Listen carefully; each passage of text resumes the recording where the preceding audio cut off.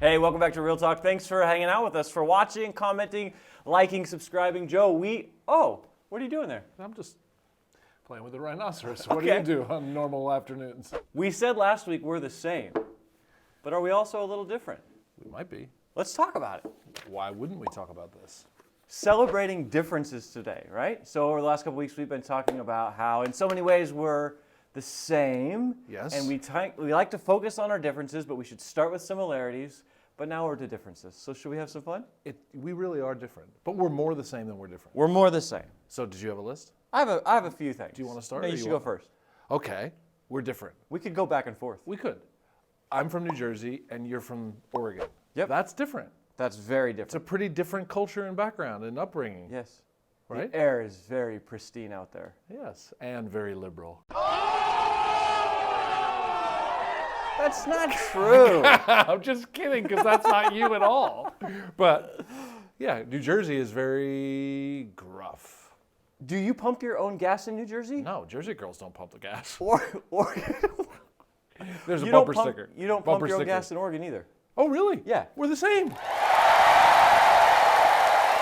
Yeah, it turns out even our differences make us the same. Exactly. And people go, oh, I want to pump my own gas. When it's snowing outside, you want to pump your own gas? Yes, all the time. I would never return to a state that I had to have somebody else. It takes way too much time.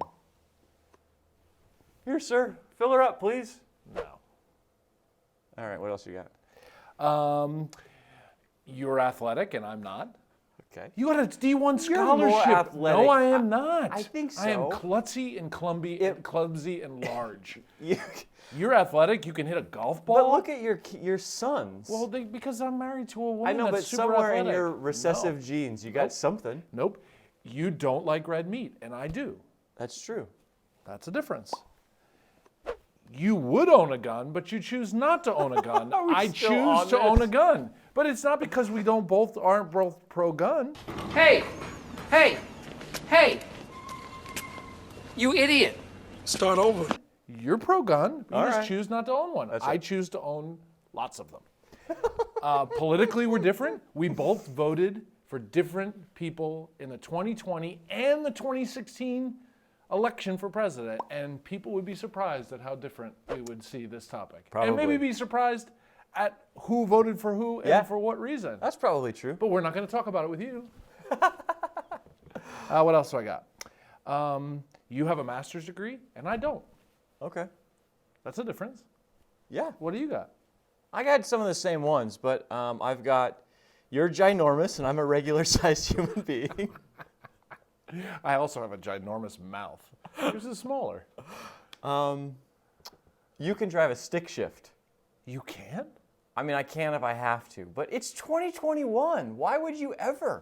Oh, gosh. And Really? don't tell you're me from it's the- fun. Oh, it's so much fun driving a stick shift. Yes, it is. What is fun about it? I purchased a vehicle to specifically be able I know. to. I don't understand that. I know. But, yeah, so at least you can? I can, yes. Okay, Oregon boy. I like milk. You make fun of me for that. You drink milk. A lot of milk. Yeah, can't And you remember the don't. last time I had a glass of milk. That is so weird. I'm so glad that you like it. I had one for lunch. Did you really? Yeah. A glass of milk? Every Okay. meal, sure. Every meal? Yeah. And look at you. If I drank a glass of milk every meal, I would be more ginormous than I That's am now. true. How big were you when you were born? 12 pounds? I know. It was 9 pounds, 8 ounces. Whoa. Big baby. Whoa. Yes, sir. Sorry, mama. Yep. So, all right, we're a little C-section. we're a little different, okay? We're a lot the same, we're a little different. And you and I are convinced that different is worth celebrating.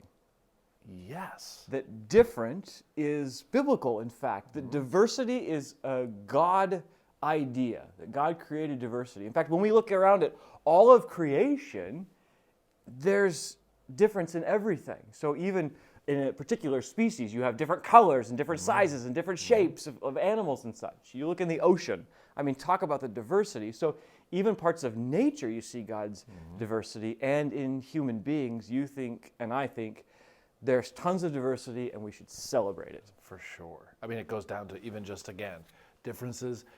the similarities are there by design, but the differences are also by design. Yeah. I mean, I was born in North Jersey. You were born in Oregon.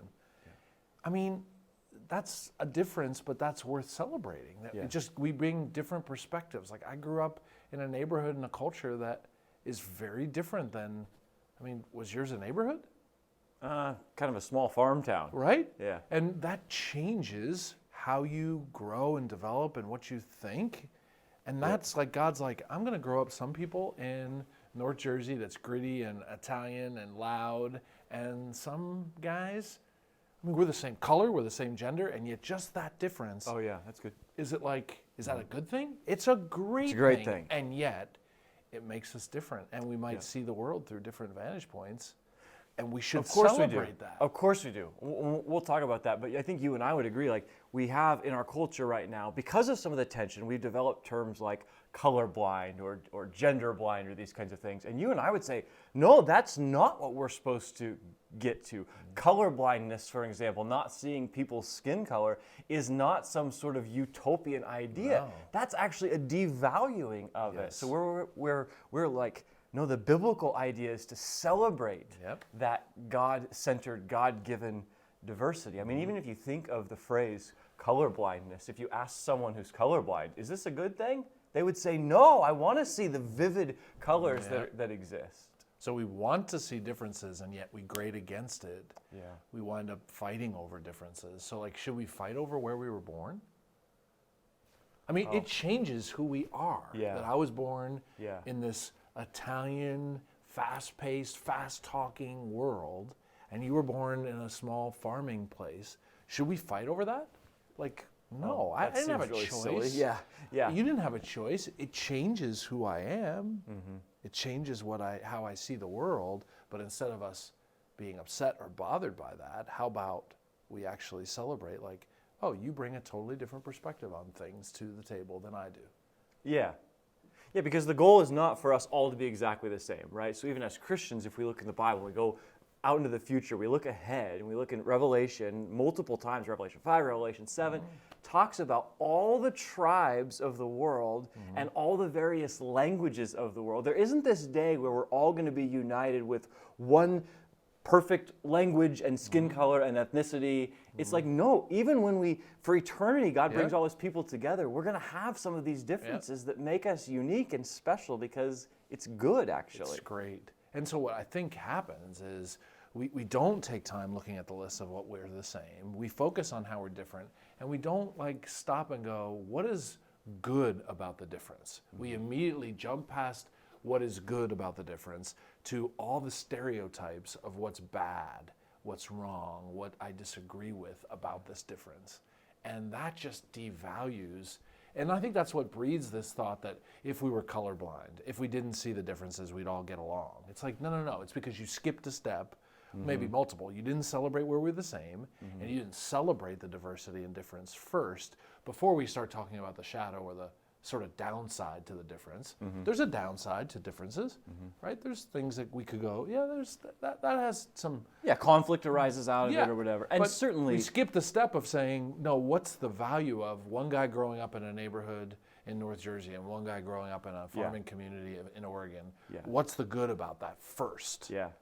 Then maybe we could step into what's different about this. And certainly, like, we're not saying we value differences where sin is involved, right? No. We're talking about where you're born, Yeah. what color your skin is, things like that. Gender, education levels, political viewpoints. I mean, is it possible that we have different political viewpoints because of how and who we grew up in? And does it make us bad that I see the world a certain way because of how I grew up and you see the world a certain way, and it changes even up to who and how you vote for in an election?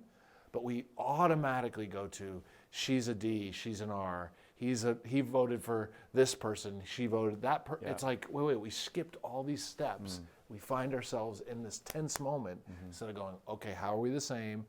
Let's celebrate the differences, and then let's discuss sort of the implications of our differences.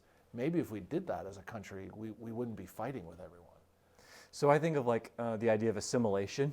Everyone should assimilate, right? I mean, that's certainly a political view. That is a stance of assimilation. Is assimilation, though, really a biblical idea. I mean, I think we've been challenged with reconciliation with each other. I'm not sure I see assimilation as a Christian concept. Yeah, this is such a dumb analogy, but can you imagine food that all tasted the same? Yeah.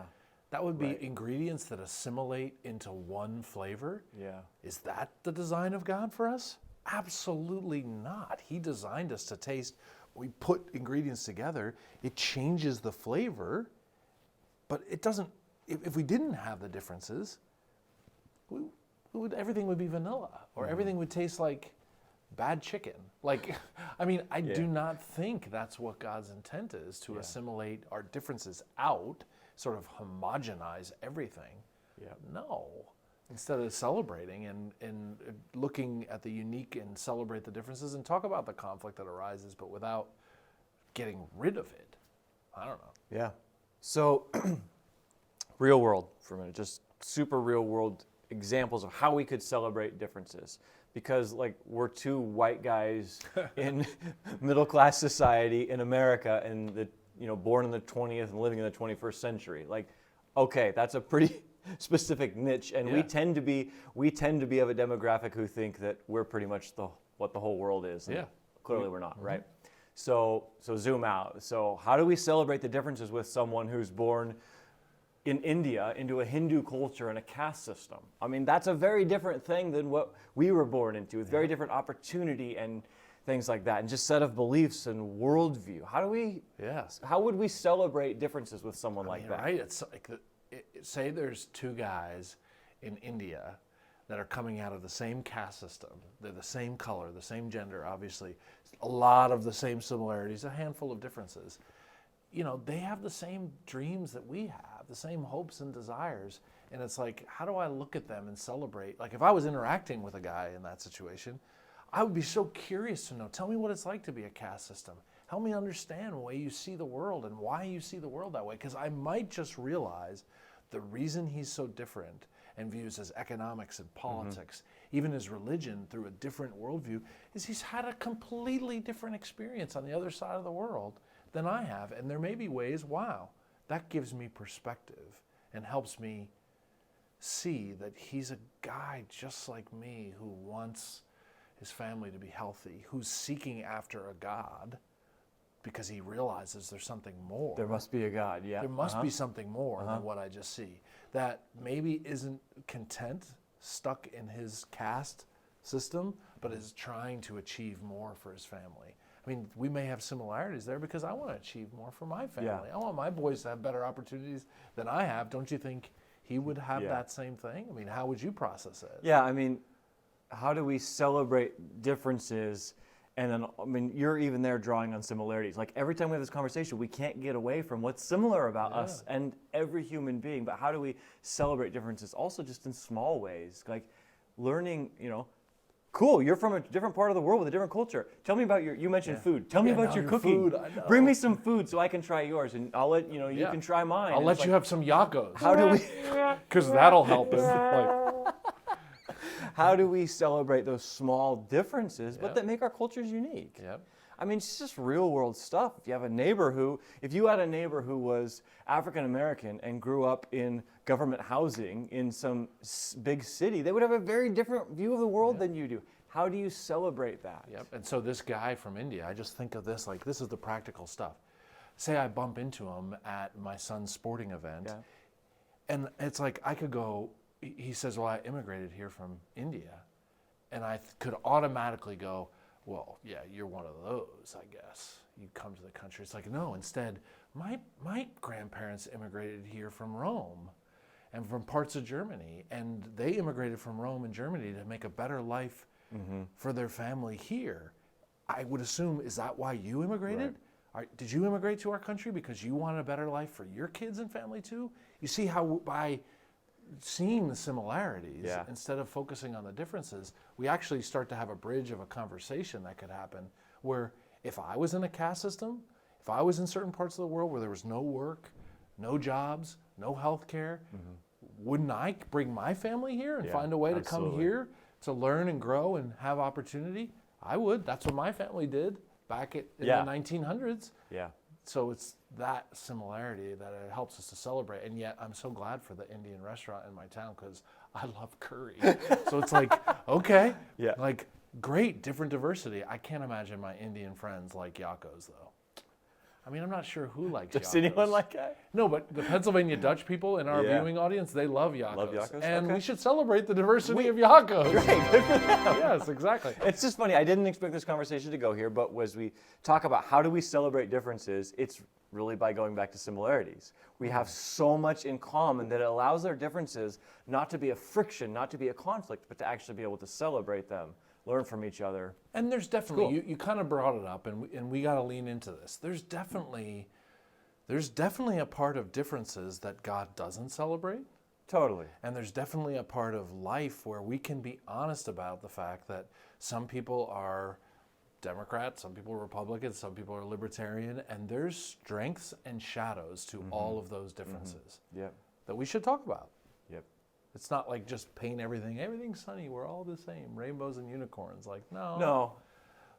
there's real life tension that comes from differences too. Yeah. But is that where you start? It's like, no, let's start with all the similarities and celebrate all the diversity that God has charged into this world, that in this world there's curry and Yakos. Good. Okay.